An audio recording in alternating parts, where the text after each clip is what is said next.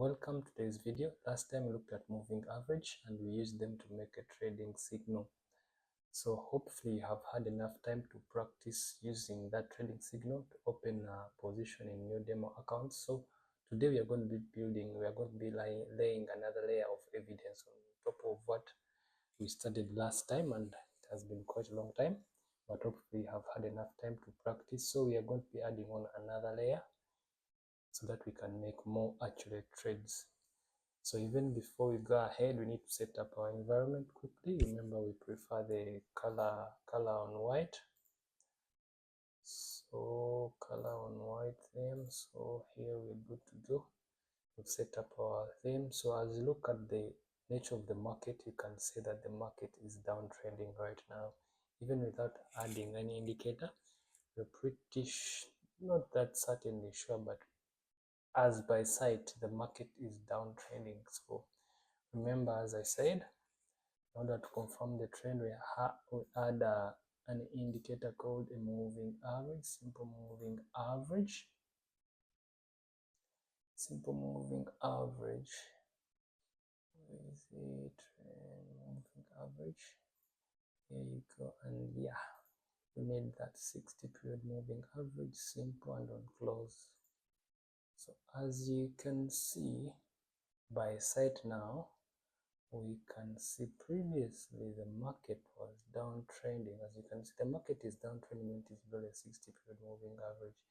But certainly, as we approach the end, there was shift. Right now, the price level is above the 60 period moving average. So we are not sure if this was a shift, a successful shift, that the market is going to continue uptrending, or it's going to come again to the downward trend as it did here. It came a little bit above the 60 period moving average and after crossed back below it to continue with the current trend in the market. So today we are going to be looking at something interesting, which is going to be the supply and demand in the stock market. And these are two important things. Even in the traditional market, these two things determine the price of any commodity in the market. Even if you go to the traditional market, supply and demand are the two main factors that determine the price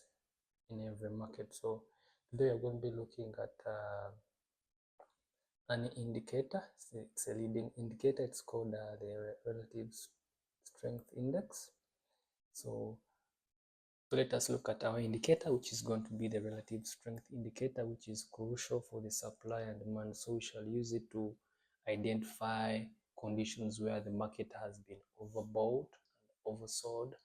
Normally, I've seen most of the people using the relative strength indicator to trade in consolidating markets, as you can use the relative indicator to tell that the market, remember, in consolidating markets, the market doesn't have a trend. It's normally playing between two levels, up, down. So most of the people use it in the consolidating markets. Remember, with it, you can identify the oversold and overbought market conditions. So let us go ahead and add the relative strength indicator to our chart. Come to indicator, it is an oscillator and it's a leading indicator. So relative strength indicator, it uses a 50, normally its default is 14, but you can adjust it. But for accuracy, it has been tested with 14 and 14 works great. You can leave it at 14, or with future, with your strategy you've come up, you can adjust that to come up with your strategy. Then it has levels. It has 70 and 30.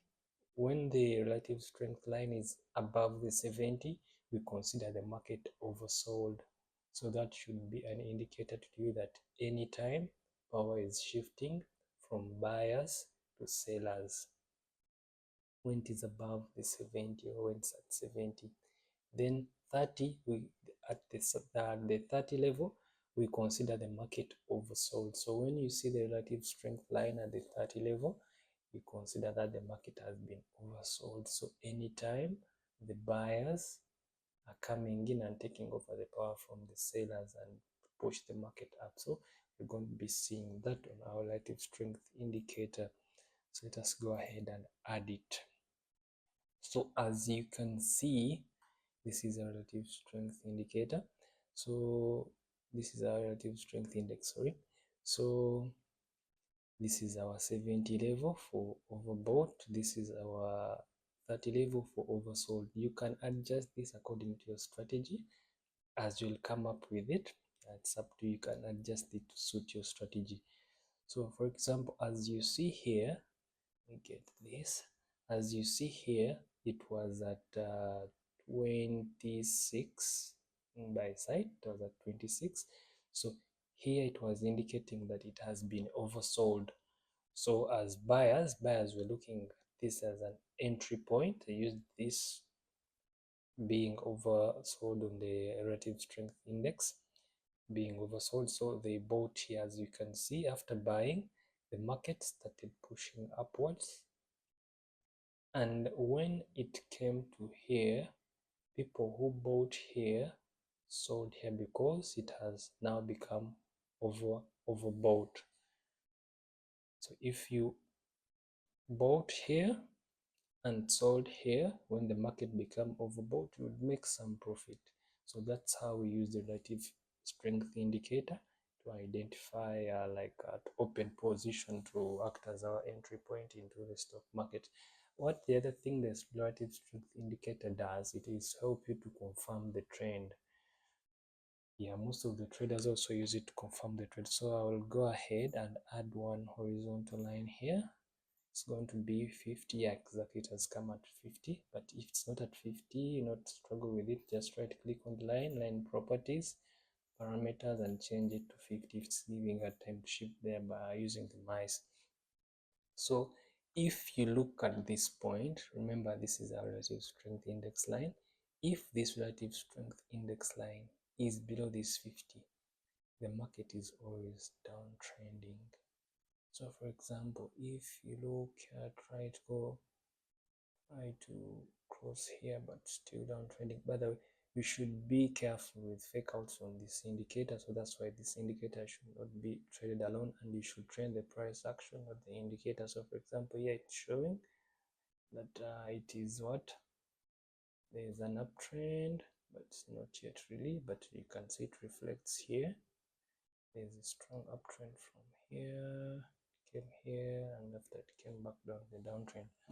So we use this also to confirm the trade. As I told you, for example, if this relative strength index line is below the 50 period moving average, so as you can see here, it is all the way through the 50 period moving average. As you can see, 50, it crosses, it comes like 60, but after comes back. So as you can see here, as you can see also here, oversold, you buy, here becomes oversold. That's how we use it to confirm the trend of the market. Specifically, that's what we use the relative strength indicator for, to identify oversold and overbought positions in the market. Yeah, thank you for watching. So see you in the next video. So you can go ahead and add on this other layer of evidence on top of the crossings of the moving average. Try to use them to open positions.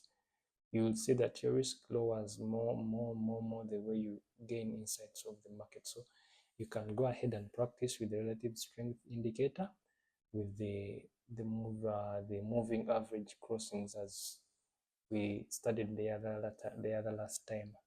Thank you for watching, and see you in another video. If you have any questions, you can always feel free to leave them in the comment section. Thank you very much. Today I caught a flu, so my voice was not that clear. Hopefully you will be able to get something. See you in the next video.